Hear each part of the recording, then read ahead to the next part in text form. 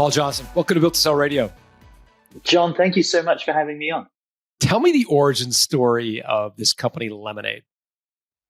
So Lemonaid Health was one of the first direct-to-consumer digital healthcare providers in the US, offering doctor visits on mobile phones and via websites for very specific clinical conditions. So the driver behind that is my co-founder and I believed that there is a new version of healthcare where technology can play an important role in helping the clinician make better quality clinical decisions more efficiently and create a great patient experience at the same time. So what kind of medical condition would be ideal? Like, what would I be suffering with?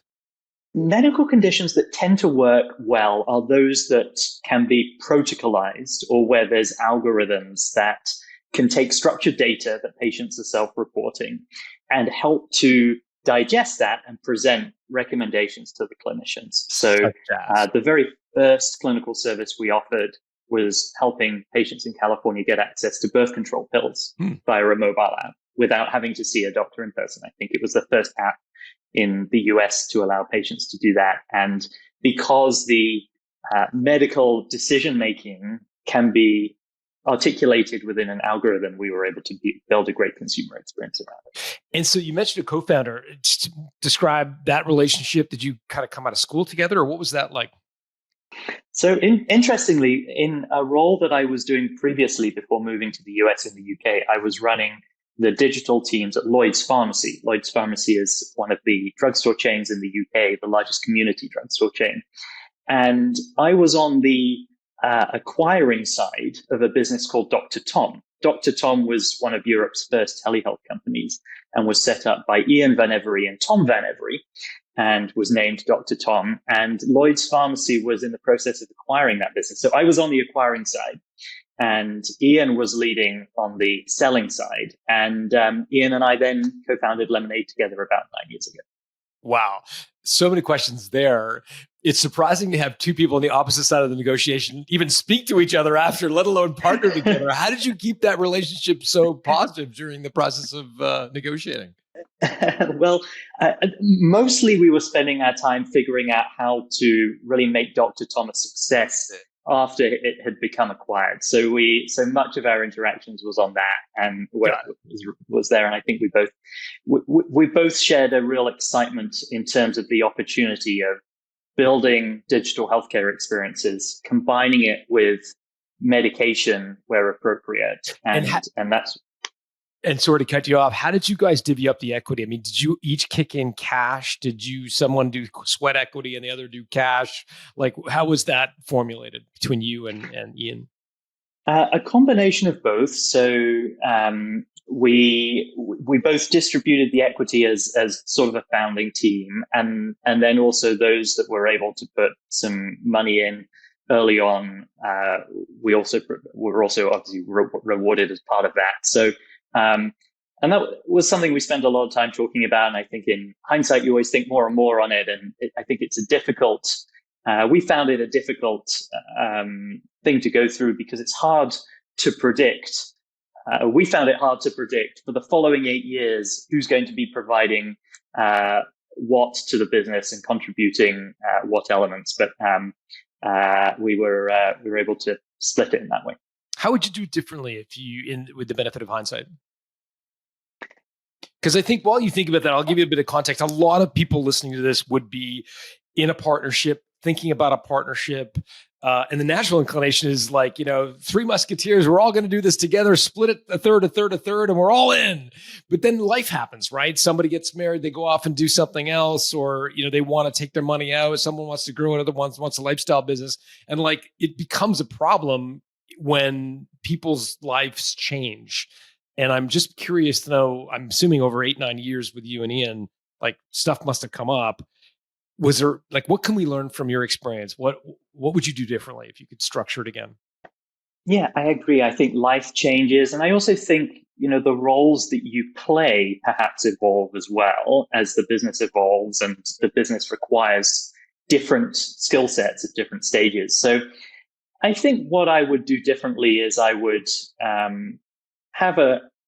be sure to have an extended vesting period to give flexibility to make changes as necessary. And we did that at Lemonaid to an extent, but I think I would look to go with an even longer vesting period, just so that 2 or 3 years in, if things have changed or evolved, then you're able to sort of course correct during that process. Can you explain what you mean by vesting for folks who maybe haven't heard that term before? What exactly do you mean by extending the vesting period, and how would that have helped?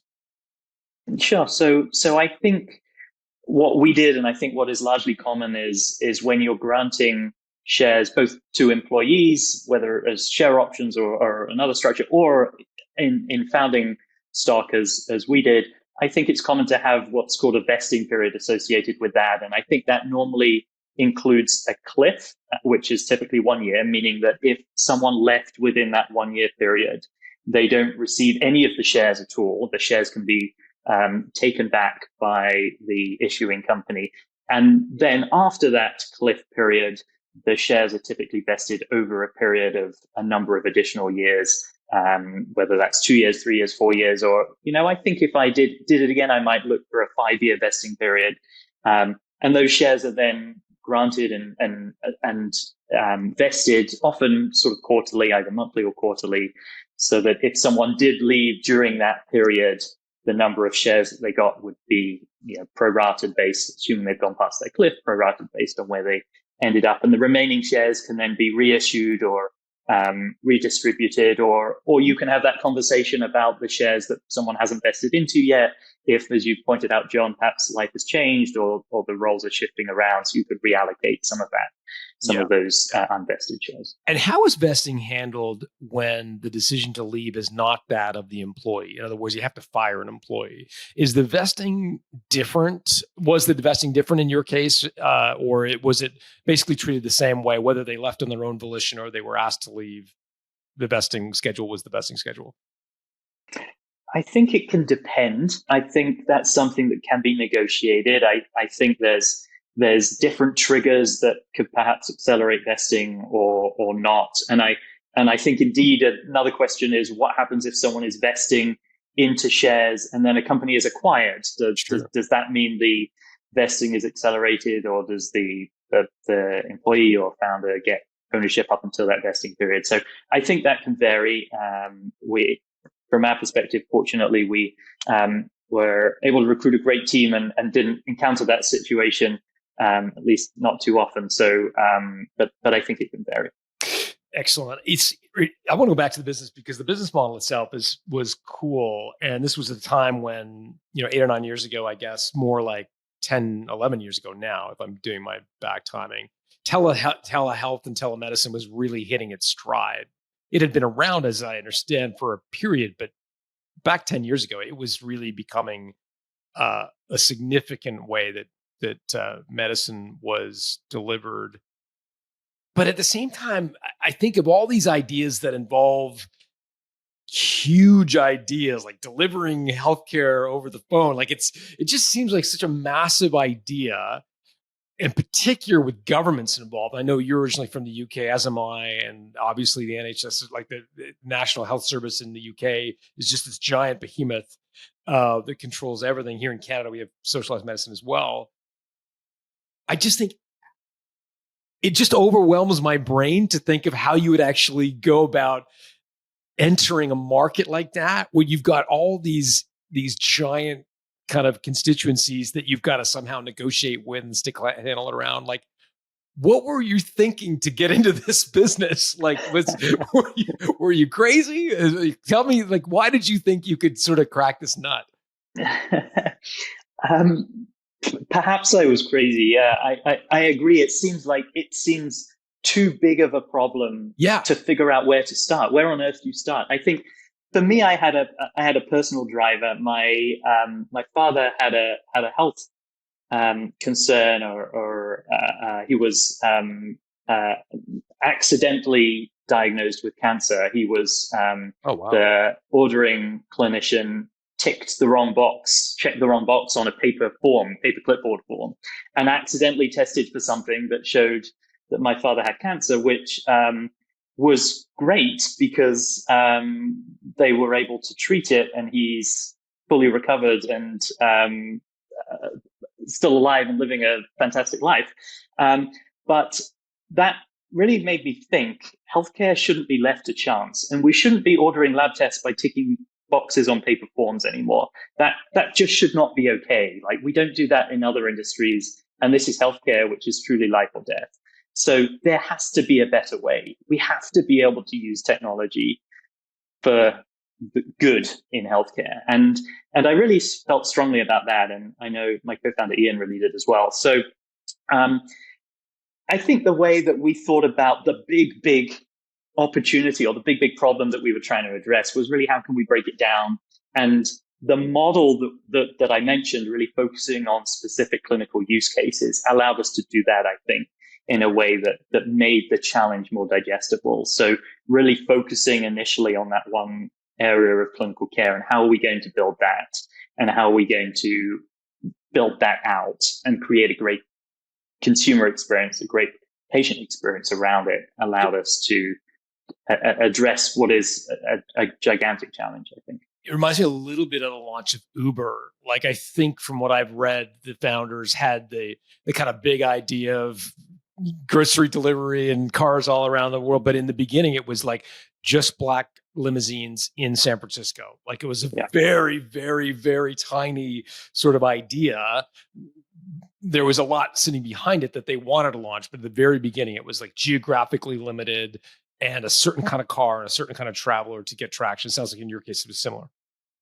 Yeah, absolutely. And I think what we experienced then was this sort of dilemma between, do we just build for the very specific use case, small bite-sized use case we're addressing now, or do we build things in knowing about the big opportunities that we're looking to expand into? And where we always tended to lean was, let's just build for what we need right now, and then we'll worry about those other issues down the line. And I think that largely served us well. At certain points in the future, we would sort of find ourselves saying, oh, I wish 3 years ago we'd built this into it, or planned for this in advance. But I think overall, in hindsight, I'm glad that we tended to focus on building the specific small use case, because you can sort of go down a rabbit hole of trying to build for things that may or may not become in the future, if not. And how quickly did it gain traction in the marketplace? Maybe just walk us through the first phase of your growth before you raised a significant amount of capital. Like, what was that first kind of tranche of growth like? When I think back on 8 or 9 years we spent building Lemonaid, I definitely think about it as a roller coaster ride. And I think the very early days, no exception to that. I think it took us 2 years to get our first 50 patients. We have a photo that I fondly have saved on my phone, where we have a whiteboard, and one of our first colleagues had written 50 and put stars around it. And that was to celebrate our 50th patient. And I think that took us about 2 years to get to that point. We were doing something new. No one had built an app to get access to healthcare for specific conditions in this way before. We were having to juggle how to build that from a technical perspective, how to make that work from a medical and clinical perspective, make sure we were abiding by the regulations that were complicated because they were written at a point when smartphones didn't exist. And we were now trying to use smartphones to provide healthcare. And when combining all of those things, it was really very difficult. And we certainly, went around in circles trying to figure out how to make that happen. But the first 2 years for us were, it sounds like a long time, 2 years to get to 50 patients, and I suppose it is a long time. And in hindsight, I wish there was ways we could accelerate it. But when you were in the moment, we were trying to go as fast as we possibly could. What did you end up with in terms of number of patients when you sold? I think we had millions of patient interactions when we became part of 23andMe in November 2021. So many more than the 50 patients that we had up to the first couple of years. But it's nice to hear, I think, from the standpoint of other people who are starting a business maybe feeling a little bit frustrated by the progress that it took you 2 years just to get, like, if you plotted it on a graph, it would be like hardly negligible from the x-axis. It would still be hugging the line in the first 2 years, right? That 50 patients is very modest progress, but it obviously became a huge success story. What was the business model? Like, who paid whom for what? So our original plan was, and I think this speaks to the one of numerous pivots that we made. Our original plan was to build this technology and sell it into the healthcare system. So this technology concept we had, where patients could complete certain questions, the technology could help digest those questions, present recommendations to clinicians, and clinicians could make diagnosis. So the doctors would pay. So the healthcare system or the doctors would pay, exactly. What we found was that was a very tough sales cycle. It was a very tough thing to sell 10 years ago. This idea that technology could start to change doctor workflows. So we then decided to turn it into a direct consumer model where the patients would be paying. One of the real benefits of using technology in healthcare is that you can reduce the amount of doctor time per patient. And reducing the amount of doctor time per patient means you take a lot of cost out of that interaction. So we could provide doctor visits to patients, and patients would pay for them out of pocket. And that cost would often be less than their copay if they went to see a doctor in person. So that made us realize that there is really a model here where we could grow by patients paying out of pocket, even though they're not using their insurance for it. So they would pay to download the app, like they would pay the Apple App Store or whatever to download the app, or on a per interaction basis?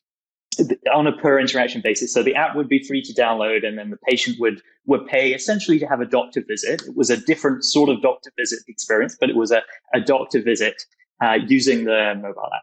And how did you find the doctors to do the visits? Were these people who had extra time on their hands, or, the Uber driver, analogy is like, you got to find the people who want to ride to the airport, but you also have to find the people willing to give the ride to the airport. And it's like the two-sided market. So where did you get the doctors from?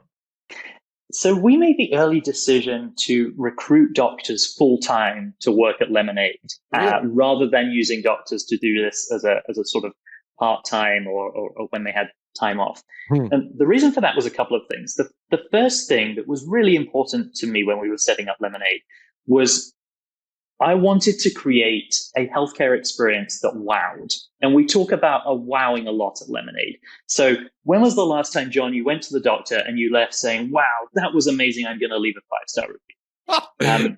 Is never.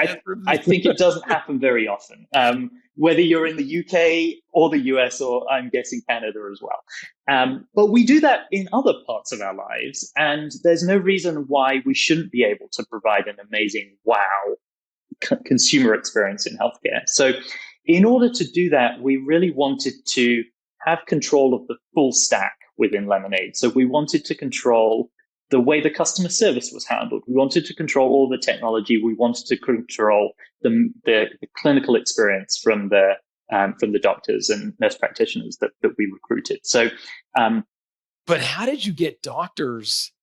Because like the doctors I know, they love patients, in particular, interacting with patients. They love complexity. They love different challenges.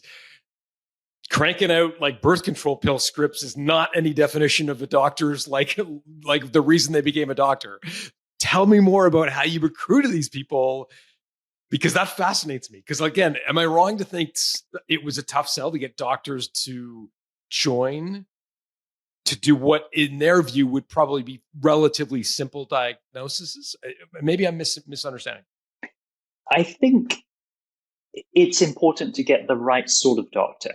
And I think when you have the right sort of doctor, you can create a role that does have challenges and excitement and patient interaction. So one example is that in traditional healthcare, doctors spend the same amount of time with every patient, irrespective of what they're coming in for, whether they're coming in for a cold or whether they're a complicated patient with lots of significant medical history.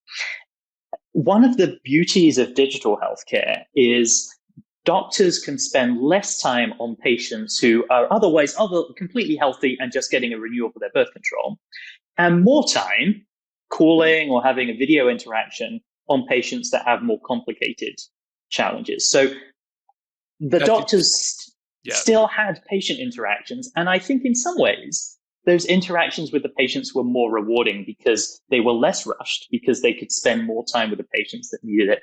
And I think many doctors become doctors to have an impact on as many patients as they can and have an impact on the healthcare system. And I think digital technology can allow doctors to do that at a scale that they could not do in a traditional healthcare practice. That's really interesting, right? Like if you've figured out that when you're meeting with them face to face, you can spend exactly 21.3 minutes with each customer to do their physical. You're doing it the same with an 18-year-old who's super healthy to the same, like a 65-year-old who may have complicated needs. And that's just obviously not delivering great service to the latter and probably more than good service to the former. So being able to like stretch like an accordion, how much time you spend with a patient, I think that's a really compelling pitch. And I get why people would join, doctors in particular would join, given that luxury or that ability. It's cool. I hadn't thought of it that way. So it all sounds amazing, also expensive. The technology sounds expensive. Hiring full-time doctors sounds expensive. So how did you finance the growth of Lemonaid? We were fortunate to raise about 60 million in total before we got acquired. So started off initially with some financing from the founders we talked about earlier. Yeah. We raised a seed round, mostly from people that we knew in the UK, some people who had invested in Ian's business previously. And one of the real challenges that we experienced was we really didn't know many people in Silicon Valley. So I had this childhood dream of moving to Silicon Valley and setting a business up in Silicon Valley, but I was naive in so many ways. And certainly one of those ways was you don't just go to Sand Hill Road and knock on doors and people give you money for your business. That's certainly far from my experience of how it works. So fundraising was really difficult for us, and we ran out of money a couple of times. I think there was one time where we couldn't pay our team. We had to pay everyone half a salary for a while, and it was really fundraising was really very difficult. This was also, as you pointed out, this was also in the early days of telehealth. So we were coming along and saying direct consumer healthcare is going to be a thing. We're going to build digital experiences and we're going to engage directly with patients. And people were really skeptical of that, very, very skeptical. And it was difficult to persuade investors and others of this vision that we had. And it was really only until COVID came about when suddenly I think that mindset really shifted. I think COVID probably accelerated digital healthcare adoption by about 10 years. And I think opened up a lot of opportunities for us. But up until then, it was really certainly a slog. And just orient me on the timeline. You raised a total of 60 million plus. You had a seed round, an A and a B. I'm aware of maybe even a C round, if I'm not mistaken, or maybe that was the acquisition. But like, where did COVID happen in your fundraising cycle? Was it after the A, before the B? Just describe that. The fundraising happened very shortly. Oh, sorry. COVID happened shortly before the B round. So we raised the seed round. I think we raised an extension to the seed round because we were struggling to raise an A round. We raised an A round, put some fantastic US-based investors on, and I think that really was for us the trigger to professionalize in certain areas. Then during COVID hit, and during COVID, we raised our B round, actually without meeting any of the investors who ended up investing in person because of the challenges associated with fundraising during COVID. And then shortly after that, as COVID was continuing, we were seeing continued growth and we're getting a lot of interest. And that was really the start of where the acquisition ultimately happened. And talk to me about the structure of the investments to the extent that you feel comfortable. Were these kind of straight, were these options or preferred shares, or was it convertible debt? Like what was the structure of the raise that you did? Maybe talk seed and then more professional rounds of A and B. Yeah, so we did a combination of some convertible notes in the earlier days, and Just describe what you mean by a convertible note for people who may not be familiar with that term. So I think the benefit of a convertible note is you're not pricing or valuing the business at the point the convertible note is being issued. You're instead taking on capital at an agreed upon discount to the next fundraising price. So that enabled us to raise money a little bit more quickly from investors who are perhaps it's not their full-time job, that they don't feel comfortable themselves valuing our business, and that then meant that when we raised institutional capital in the future, those convertible notes converted into that equity. Our Series A round was a preferred equity financing round, as was our Series B round. Okay. And for my listeners, when Paul refers to a convertible note, he's referring to basically loaning the company, correct me if I'm wrong, Paul, money, and that then can be converted into equity when there is a professional investor that's brought in, usually an A round. The value is placed on the business by the professional investor who does their due diligence, understands the TAM and so forth. And then the original note holders convert their debt into equity at that valuation, or some discount to that valuation in return for being an early sort of backer of the company. Am I getting that roughly right, Paul? That's exactly how it worked for us. Yeah. Okay, fantastic. So you had these convertible notes, and then the preferred equity. Just describe preferred equity. So the investors, as I understand it, are effectively upon a liquidity event, are entitled to get their money back, sometimes at a multiple of their money, before the common shareholders, i.e. Paul and Ian and others, get their money. Is that how a preferred round works? It is, I think, John. Yeah. So, and I think the rationale, as I understand it, is, these investors are coming in and putting trust in you and putting their money in you, and if you as the founding team and the employees, you're incentivized to do as well as you possibly can, because if there's a big return which is higher than the valuation or the amount of money that's gone into the company, then everyone largely proportionately gets that outcome.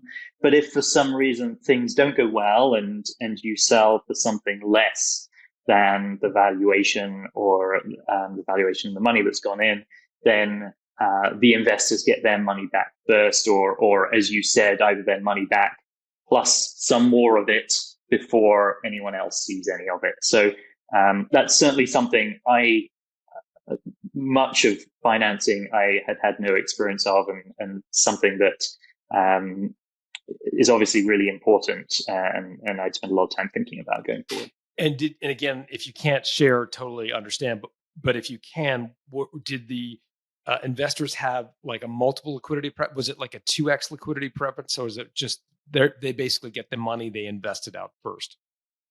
I can't actually remember the exact term, but there was some sort of stack, as it was, where the investors would get their money back in the event that an exit is not a positive event for everyone. Right, but they would also they would be first money out in the event of a big and successful exit. They would get their money out first and then share in a commensurate proportion to their stock holdings on the upside, if that makes sense. Am I getting that right? Correct. Yeah. Okay. Excellent. Interestingly, I'd be curious to know about the currency and the types of consideration. So obviously, when a company sells, there sometimes cash exchanges hands. Other times it's shares Those are usually the kind of most common, I guess, forms of consideration. How is it contemplated when an investor comes in? Are they getting only cash out, or if you get bought for a combination of shares plus cash, do they have to sort of accept that combination that the common stockholders have to accept, or is that open for negotiation, or is it? Do you know what I'm getting at? Yeah, absolutely. I think one of the many things I learned during the process is so much of this, probably almost all of it, is open to negotiation. Okay. So I think, and one of the things as I went through that experience, sort of being the front person of the negotiation, I was really conscious that there's a lot of parties involved. So there's the company, there's us as the founders, there's the employees, there's the investors, and the early stage investors perhaps will have a different perspective to the later stage investors, and different pulls on what's important. So I think much of that is up to negotiation. I think one of the things that we tried to do, that I think we would try to do again in the future, is really to make sure it was equitable across all investors. So investors, we were not giving special treatment to certain groups of investors. The high level terms we agreed were consistent across the board. Even though some investors had been with you a lot longer than others, did you Yeah, and I reward suppose they tenure? would benefit from the higher return because they invested money at a lower valuation. So, I see. but in terms of the sort of high level concept, so we were acquired by 23andMe for $400 million, and it was a combination of stock and cash, and that was replicated across our investor set. Yeah, that makes good sense. So let's get into that now. So the business thrives, in particular during COVID, for obvious reasons. People needed medical attention, but couldn't leave their homes in many cases. So um, you're raising money. At what point did that change from raising money to being acquired? Was there some sort of triggering event? Did you and Ian have a heart to heart, and like how did that all come about? So I think from a macro perspective for us, the triggering event was the pandemic, really. So Mm. I mentioned, I think COVID really accelerated digital healthcare adoption, which was fantastic for patients. And I think that that opened up a few opportunities for us. We really saw the potential of Lemonaid in a way that we had always hoped that we might see, but hadn't yet realized. And that sort of presented us with three options. I think the first option was to raise a Series C financing round to continue the growth and capitalize on what we were doing, to raise more capital. I think the second option that came about that was around in 2021, but I think less so now, was potentially going public via a SPAC. So that was at that point when the markets were really healthy. That was an option we were considering as well. Or the third option was there an acquisition that we might consider where there was a really great strategic fit? So the next phase of Lemonaid could be part of another team. And we'd explored a couple of those in the past, and both times they fell apart. And so we had a little bit of experience there, but certainly we were really open to it. And I think for us, we were open to all three of those paths, and I had many discussions with our board, of course, Ian and I, my advisors and mentors, and pursued all three in parallel, and ultimately became very excited about the opportunity at 23andMe that came about. How did that come about? So I was looking back, and I think I first met Anne, the founder and CEO of 23andMe, in June 2021. And it came about because the investment bank that 23andMe has used previously, I also had a relationship with, and I got a call from them, and they said, Paul, 23andMe is considering an acquisition in the telehealth space, and we'd like to suggest you as a candidate. Would you be open to the conversation? And to be honest, it wasn't immediately obvious to me why there was a good fit between a genetics testing company and a digital healthcare provider. But I was really excited to meet Anne and learn more. And really, the first meeting that I had with Anne, I was immediately sold on this vision and idea of combining genetics and healthcare to create a really personalized healthcare experience. One of the things that I've always been frustrated about in healthcare is we treat everyone as the average of the US population. So, John, your blood pressure target should be 120/80. Mine should be 120/80. When you turn 50, you should do this specific thing. When I turn 50, I should do this. That's, of course, rubbish. That just is the average person should be doing that. But you, based on your genetics, your family history, your lifestyle choices, should be doing things maybe at 45 or maybe other things at 50 that are maybe more relevant to you because you have higher risk factors because of my genetics. Because of your genetics and also your lifestyle choices and your family history. But genetics plays the most significant role. So I was so excited by this idea of the next implementation of Lemonaid being really part of genetics founded personalized healthcare. And that was a vision that Anne had. And we met first, I think, in June 2021, and the deal was closed in November 2021. Wow. Well, tell me how it goes from her vision of this merger of genetics and telehealth or personalized healthcare to an acquisition conversation. I mean, the investment bank had raised the specter. You met. Obviously, you were interested in that combination. Just for clarity, the investment bank was representing 23andMe. They weren't your investment bank. They were effectively a buy-side investment bank looking to acquire a company on behalf of 23andMe. Is that correct? Yeah, that's correct. They weren't representing us. I don't know if they were representing 23andMe at that time or they were just making the connection, but they had a closer relationship with 23andMe. Okay. So Anne sells you this big vision, like, look, think about what we could do together. Then what? I think that the start of these conversations are always quite interesting. Because neither of you really sort of explicitly say, "Hey, well, do you want to buy us?" or "Hey, can we buy you?"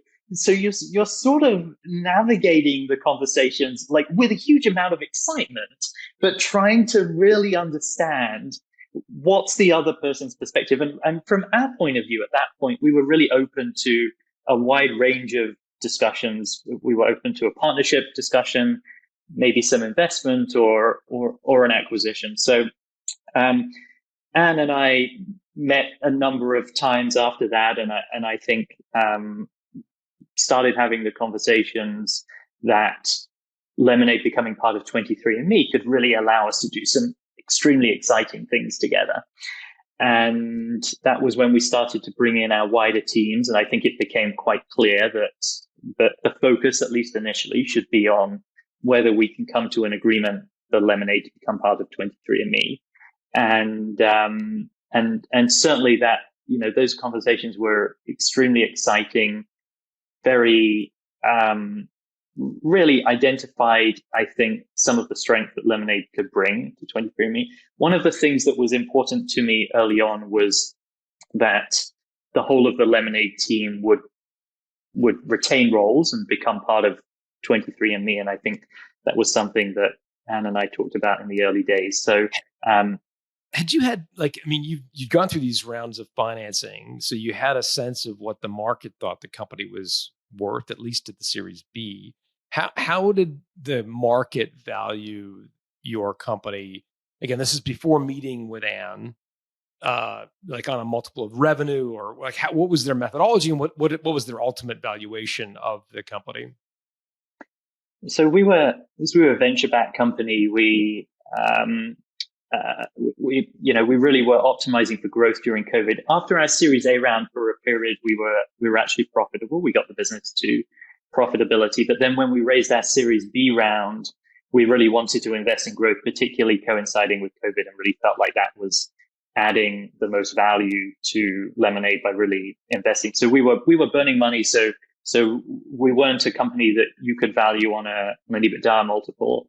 So from a sort of macro perspective, I think the company was valued on a revenue multiple, looking at comparisons both in the public space and the private space, and ultimately that valuation was agreed to be 400 million. From our perspective internally, the other factor that we also considered was what was the valuations that we had raised money at in the prior rounds, both the Series B round, which was only a little while before the acquisition, but then the prior rounds as well. I think one of the things, that I will be eternally grateful for is the investors, particularly the early stage investors that took a real risk in us and saw us through really some very, very tough times and stood there by us. And Ian and I wanted to make sure that those investors saw a good return in the acquisition. Did you have a hurdle rate that you wanted to achieve for them? I don't know that we thought about it quite like that, but I think perhaps in hindsight, maybe we should have done, or I would do going forward. I think, I remember some of the first conversations that I had with those earlier investors, sort of saying, it looks like this is what's going to be on the table. How would you feel about that? And what I realize now is whenever you say that to an investor, you're only going to get one response, which is, well, couldn't it be $200,000 more? So I'd perhaps phrase it differently in the future. But I think, I felt like, I think as an entrepreneur, you always look back and think, well, could we have made it even bigger? Could we have had an even bigger impact? Could we have sold for more than $1 billion if we had done this or done that? And I think, I've spent a lot of time since the acquisition really reflecting on things. And I really feel like we were able to get a good return for our investors, especially considering the time that the investment had been in, and especially considering some of the real challenges that we had experienced during that roller coaster. There were certainly times when we thought we were going to have to shut the business down. I remember a specific time where Ian and I walked out of the office in San Francisco to go and grab a coffee, and we walked to the park and we sat down and we both said to each other, I think we're going to have to shut this down. And that was, it makes me shiver now still. Those were the sorts of times that we went through. And I think on reflection, being able to get our investors a good return and Lemonaid landing in a place which really is now incorporating Lemonaid into the strategy going forward is a great outcome for it. What preceded the conversation in the park with you and Ian? We were hoping to raise money. We had got pretty close to raising money from a big VC, well-known VC, and we had been in some pretty extended diligence with them. And again, I think we were very naive. We didn't have a term sheet. But we were pretty optimistic. We were hearing good news. We've met them many times. And we ended up getting a call from them saying, hey, we're going to invest in a competitor that's just popped up, a new competitor that's just popped up. And that started some tricky conversations with our existing investors, some of whom we'd told, hey, we're feeling pretty optimistic about this. And we asked our existing investors for loans to keep the business going. And it's just amazing how they really stood up and helped us, because many of these investors were just angel investors, early stage angel investors who had full-time jobs, and they weren't expecting to be investing more and more in this crazy startup in San Francisco. And but we got to the point ultimately where we'd taken those loans and we were going to now struggle to pay our employees, and we had a little bit of money and we could give some money back to investors. And should we do that, or should we keep fighting? And it's it was tough. It's tiring. It's stressful. It's all encompassing. It takes over your life. And that was one of the moments that was really sort of pretty pivotal. And I know Ian and I, we said we're gonna figure out how to do this. We're gonna make it work, and lots of luck, and somehow we were able to. As you went through COVID and you started to have these conversations with Anne, what was where was your head out vis-a-vis getting a return for your investors? And I guess I'm curious, a lot of people listening to this show would have chosen to own 100% of a small pie. They'd have given the thought to, like, would you rather own a small slice of a big pie or a big slice or all of a small pie? And I think a lot of our listeners, not all, but a lot, would have opted for, I would prefer to own 100% of a small pie. And as I hear you describing your your sense of obligation, I think, to these investors who invested you at this difficult time, this time of need, it almost sounds, and I don't want to put words in your mouth, it almost sounds like your motivation became keeping them whole, honoring their belief in you, rather than Paul and Ian making off like bandits because it was your idea and you put all the sweat equity. Like, it sounds to me like your motivations became more about honoring them than enriching yourself. I don't mean enriching in a pejorative way. I just mean most entrepreneurs, they want to have a big liquidity event because they want to make some money.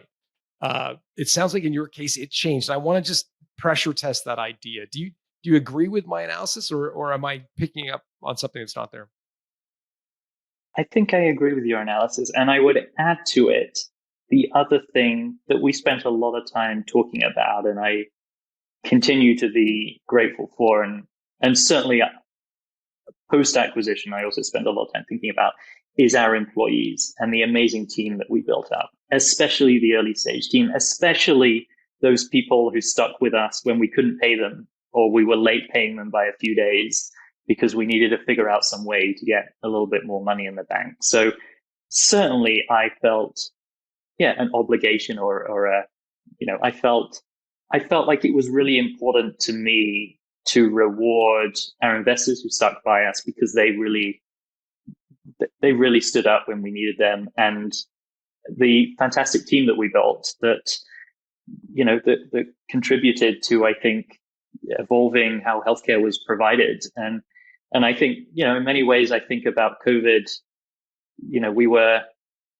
in many ways we were fortunate to be in the right place at the right time. And I felt a duty that we should realize that. We realize that fortune by helping Lemonaid become what it can be in the future. So making sure it lands in the right place and rewarding our investors and employees. And for our employees, that meant making sure that the deal, they got to see some part of the deal compensation, but also that they landed in a place where going forward, they would have a new role and new opportunities, and if they wanted it, and that was really important to us as well. So let's get into the transaction itself. So you and Anne have what are some really good conversations about the possible marriage. Who's the first to raise the specter of valuation? I mean, did she kind of put an LOI in front of you, or did you say, "Look, I need it to be X valuation"? Like, how did that come about?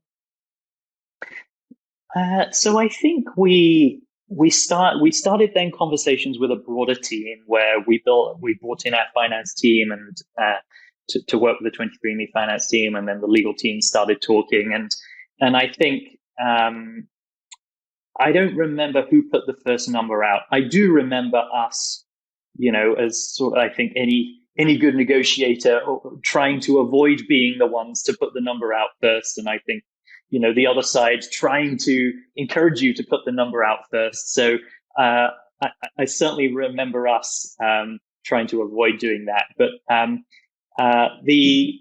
think a key thing for us, as well as the price that we negotiated, which was the 400 million, was how much was cash and how much was stock, and then is there any sort of milestones or earn-out payments? And we spent a lot of time talking about that, negotiating that deal structure before we really got into the negotiation of all the legal documents.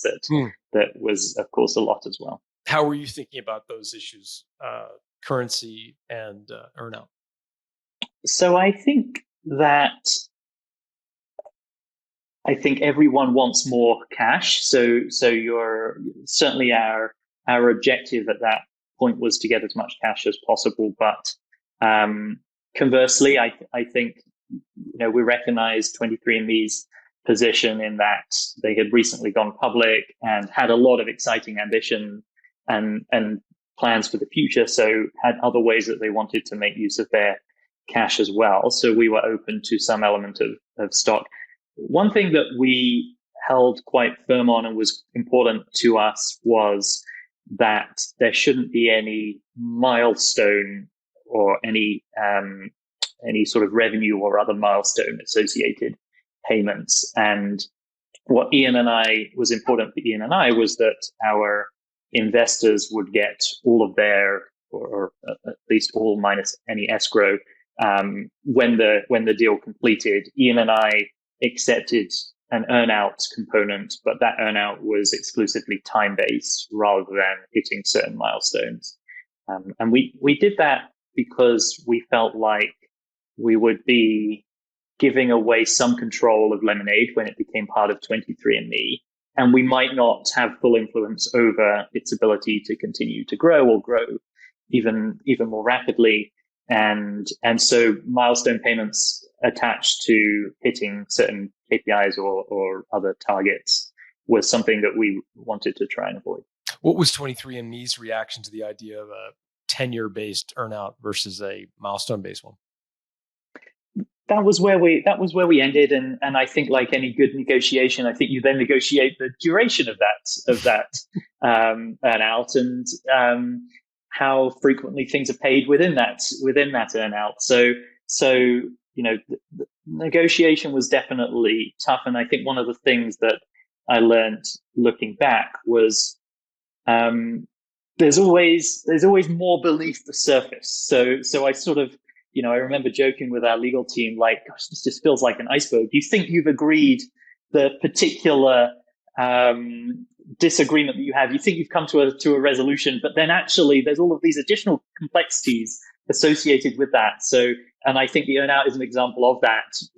I thought, wow, fantastic. We've agreed a time-based earnout, and the legal team will say, yes, but Paul, is it 10 years? Is it 2 years? Is it what happens if things happen during that period? Like, how are you getting paid? When are you getting paid? So certainly there's having a great legal team around you to guide you through when those complexities continue to spiral.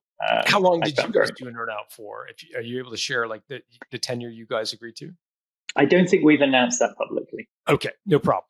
When it comes to the currency, I'm particularly curious, and this is why I was asking you earlier about the preferred shares that the Series A and B investors received or acquired or whatever. As I understand the deal, total valuation $400 million, 125% cash, 75% in stock. Were the investors required to effectively accept the same deal? Like, did they say, okay, for every $1 of cash I'm getting $3 of 23andMe equity? Were they sort of required to agree to the same sort of basic proportions? Can you share anything there? Yeah, so largely that was the case. Yeah. So, and I think this sort of touches on really something that I feel like I learned, which was, as the person sort of at the forefront of the negotiations, I really had to be conscious about the different perspectives and parties on both sides, but including our side. Mm-hmm.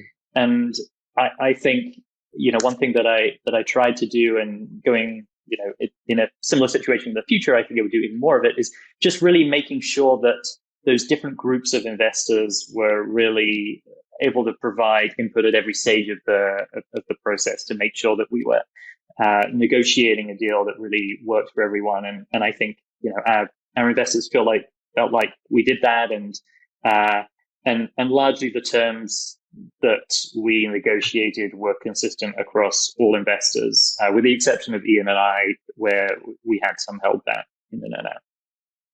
Got it. And then what's the liquidity of the shares that you accept? Usually there's a kind of I don't know, hold period or something like that, where there's like, we're going to give you stock, which you cannot sell for a period of X number of months or years.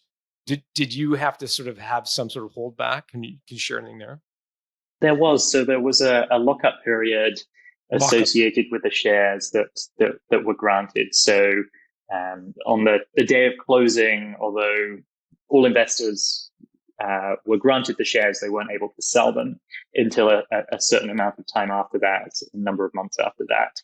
And so that was, again, something that we spent a lot of time talking to the investors about, because I think, as an investor, you often think like, oh, companies selling, I immediately have access to that liquidity. And that was not the case with the share components. And again, I'm asking because I'm just curious to know, when you raise money, whether the deal terms have to be the same. I think you alluded to the fact that everything's up for negotiation.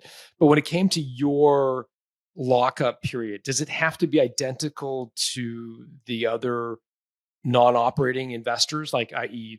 the investors in the B or A round? Were their lockup periods and your lockup periods legally have to be identical, or did you have a different lockup period than they have as investors? I'm not sure, John. I think it depends on the legality of what the reason for the lockup period is. I think in our situation, there were two things in play. There was the natural lockup that you often have after an acquisition, but 23andMe had recently gone public, which I think contributed to the lockup period as well. So I think in our case, we had the same. All investors had the same timelines associated with not being able to sell the shares that we got as part of the investment. Got it. And this would be a matter of months, not years, though, right? Or this was less than a year. Yeah, I can't remember the exact timelines, but it was months. Yeah. Got it. It's fascinating. Not many of our listeners are acquired by public companies, so forgive me for all of the kind of detailed questions, but I do find it curious to hear some of the idiosyncrasies and nuances of selling to a public company where the shares are sort of available on a public stock exchange.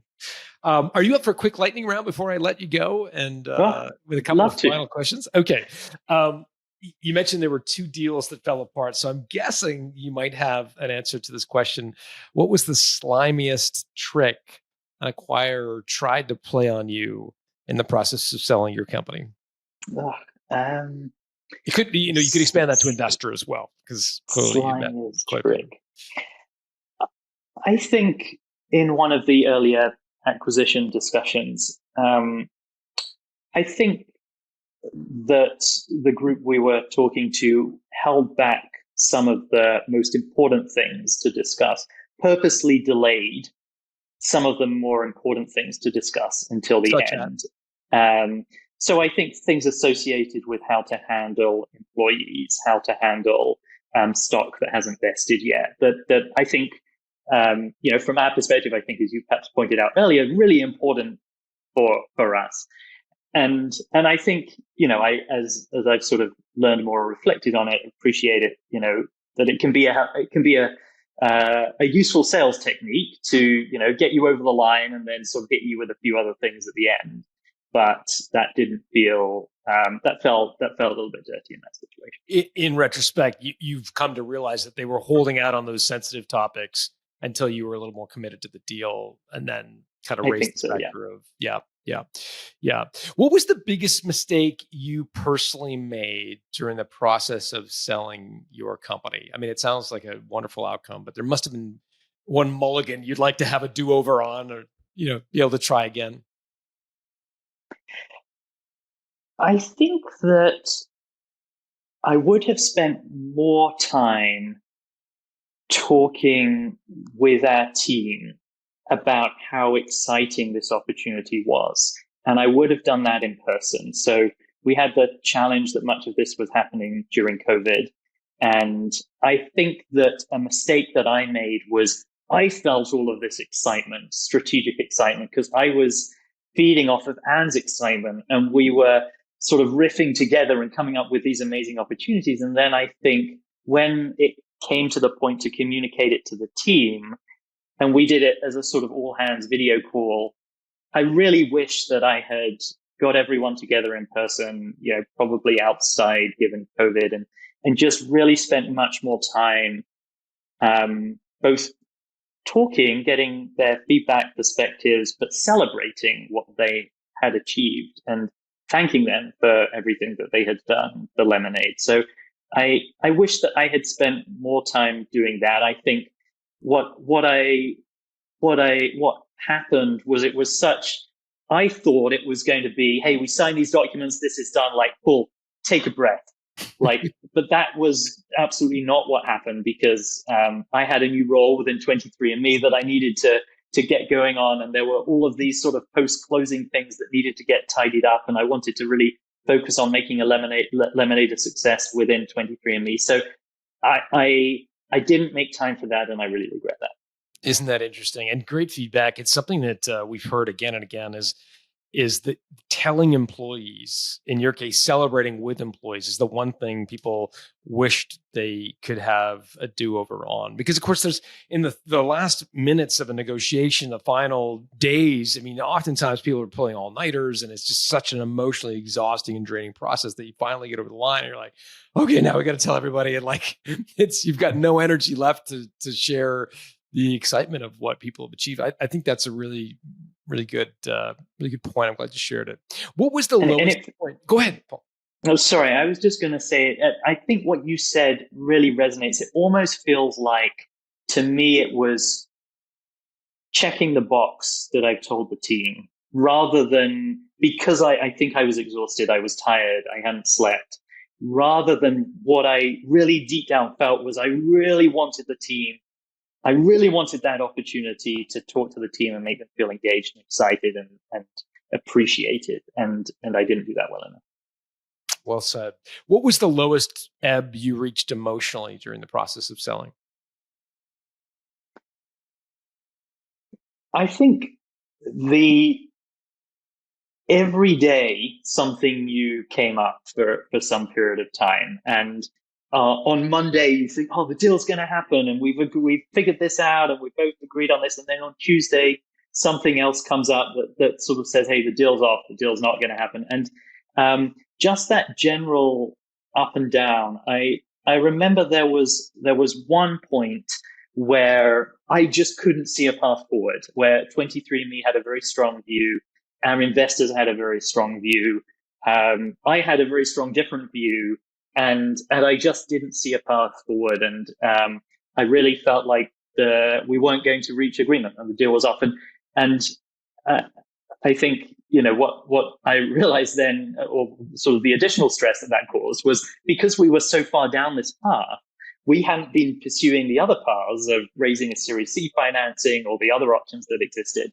So we would really have set ourselves back 6 months in that process. So I was sort of playing that out in my mind and really realizing, like, this is difficult. One of the other challenges that I had was Ian had relocated during COVID back to the UK. So Ian was on a different time zone. And I think, that meant a lot of early mornings for me and a lot of late nights for him. But it also meant that we weren't able to spend as much time together as we would have done if we were closer. So that was definitely tough. I remember there was definitely a moment where I really was, I think I may have said that, I feel like we're 99% this is not going to happen now. And but then somehow, something, we got a little bit of a breakthrough, and it kept moving on. Are you able to share what was the deal point that you were loggerheads I don't over? think I can share, but I think it broadly relates to, and I found this actually quite a lot of the time we were spending talking about things that might happen in the future, but the likelihood of them happening was very low, but it was still very important, because if those things did happen, they could be of significant impact or liability for 23andMe or our shareholders. So I think it related to some negotiations on that.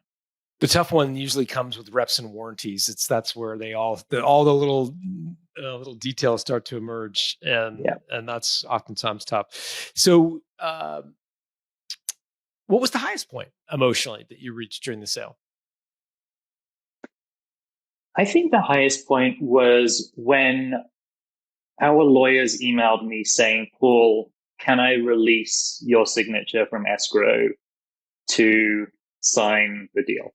And I got that email very late at night. I think it was maybe 11:30 or midnight at night. This was probably after thinking it was going to happen for the sort of preceding few days. And I remember my wife went and got us a couple of glasses to have a quick drink to celebrate, and I wrote the email and sent it back, and that just felt like, not just great that we sort of navigated this tough negotiation, and I think landed at a place that worked really well for everyone. But it was also sort of 8 years of a real up and down, and helping a lot of patients, but having to navigate some really tough times. So that was definitely the high. I remember it being short-lived because I was so tired, I went straight to sleep. And then the next morning I realized, I think I had to wake up at 3 a.m. the next morning because we had a sort of communication plan that we wanted to roll out, and press releases going out and things like that. So, and then you have that period between signing and closing where you have to do certain things. So then I couldn't, I was really focused on getting those things done so we could close. And then it was a whirlwind after that. So I think it was short-lived, but it was definitely enjoyed for that moment. I bet. As you kind of prepared for this process, like, how did you educate yourself about going through an exit? I mean, was there a book or a course or like a particular advisor you leaned on heavily, or how did you get sort of educated about this process? So I was lucky to have quite a few advisors during the time at Lemonaid. And I think one of the things that I wish I had done sooner is I joined a CEO coaching group. So as well as having a CEO coach, I also became part of a group with 7 other CEOs who were going through or had gone through similar like a situations. mastermind, peer-to-peer board kind of thing? Exactly, yeah. And I think importantly, that group was largely or entirely impartial. So they weren't investors, they weren't on my board, they weren't, my best friend or my family. They were people who were genuinely impartial. And so I lent on many of those during the process, and was able to talk to a number of our board directors, some of my other mentors and advisors. And I think one of the things that I am grateful for is that we had the same corporate attorney from the very early days. So the corporate attorney at Fenwick, who created our documents to found the company 9 years ago, was the same corporate attorney that saw us through the acquisition process, which just was great because not only did they have the history, but we also had this working relationship and knew how each other liked to work. So that was very helpful as well.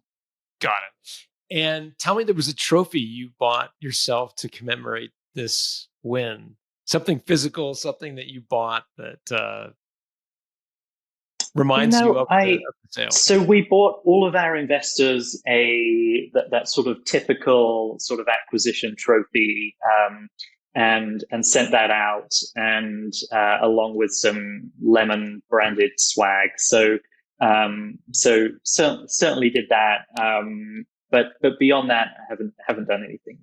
You haven't done anything? No. Paul, you still married? Yeah, yes, of course. Okay.